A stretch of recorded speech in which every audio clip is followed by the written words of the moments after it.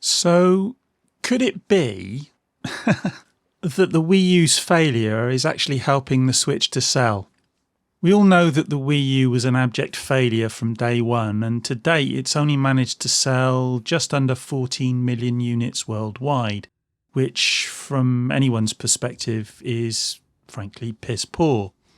Of course, there are many reasons for this terrible performance, ranging from terrible marketing with people thinking that the Wii U was an add-on for the original Wii, to a total lack of third-party support, despite what Nintendo promised in the early days. And this is one of the reasons why I've been a little bit sceptical about third-party support for the Switch, apart from other issues such as power. But that's a conversation for another day. But what about the Switch? Well, so far it seems to be selling quite well. Not quite as well as some Nintendo fanboys would have us believe, and not as well as Nintendo themselves would have us believe. But nevertheless, its sales have been pretty robust for the first couple of months. But why?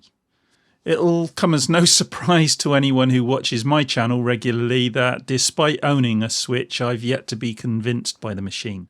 It's a great handheld, and I've enjoyed it on the go, and my little boys enjoyed it on the go, and it is the most powerful handheld ever made. But as a home console, it lacks most of the basic features we've come to expect from a modern console, and it just doesn't stack up very well. And I'm going to go into more detail about that in an upcoming review of the machine, so stay tuned for that one. Yet people still seem to be buying it. But I'll say again, why? I think it might be partly to do with Nintendo's history and also to do with the Wii U itself. Nintendo still has a place in many gamers' hearts. They grew up with Nintendo, they recognise Mario, Link, Bowser, and any number of other characters from Nintendo's roster. And they've been starved of these characters for some years now. As I said before, the Wii U was an abject failure.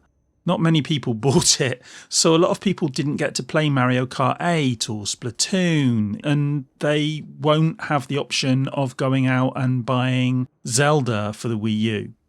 And so Nintendo released the Switch with a new Zelda game that gets ridiculously high scores almost across the board, and they port across Mario Kart 8.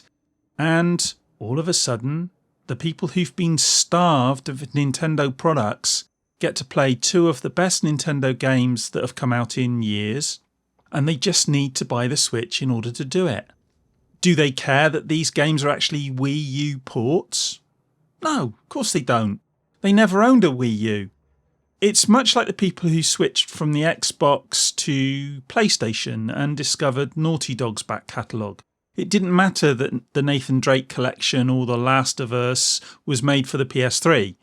It was their first time with those games, and they were great games. So, it drew people in, and a lot of people became PlayStation fans who'd previously been Xbox fans. Great games create fans. That's the truth of it. And with Mario and Zelda, there's the added benefit of familiarity. People knew who these characters were, and they know what to expect from Nintendo's first-party properties.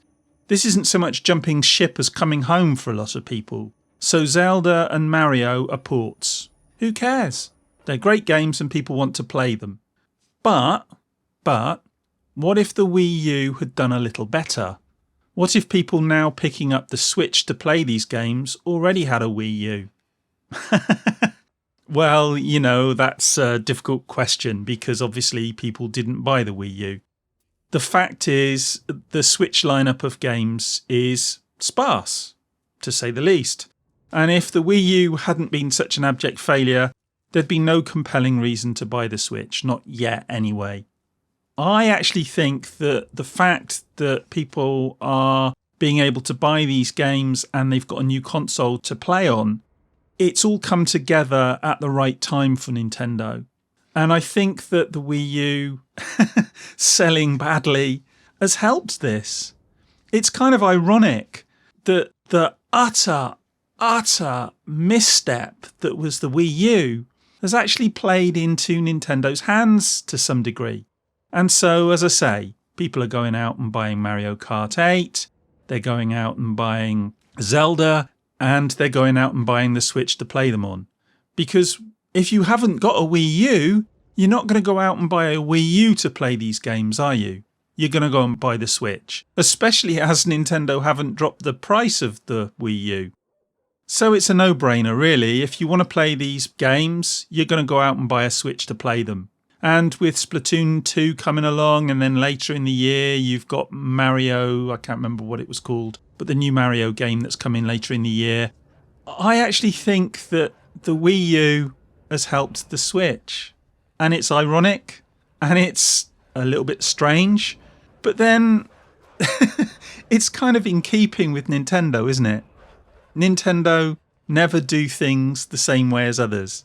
And in this instance, I don't think they could have planned it this way, but it's turned out that their own failure seems to be helping them with their latest console. But what do you guys think? Do you think I'm talking nonsense? Do you think that the Wii U has helped the Switch in some way? Do you actually think the Switch will continue to sell? I'm not entirely convinced that that's going to be the case, and I think we might see a drop-off in Switch sales. But I've been wrong about the Switch before, and no doubt I'll be wrong about it again. But let me know in the comments what you think, and as ever, we'll have a chat about it. And I'm off to get myself another cup of tea, and I'll speak to you in the next one. Bye.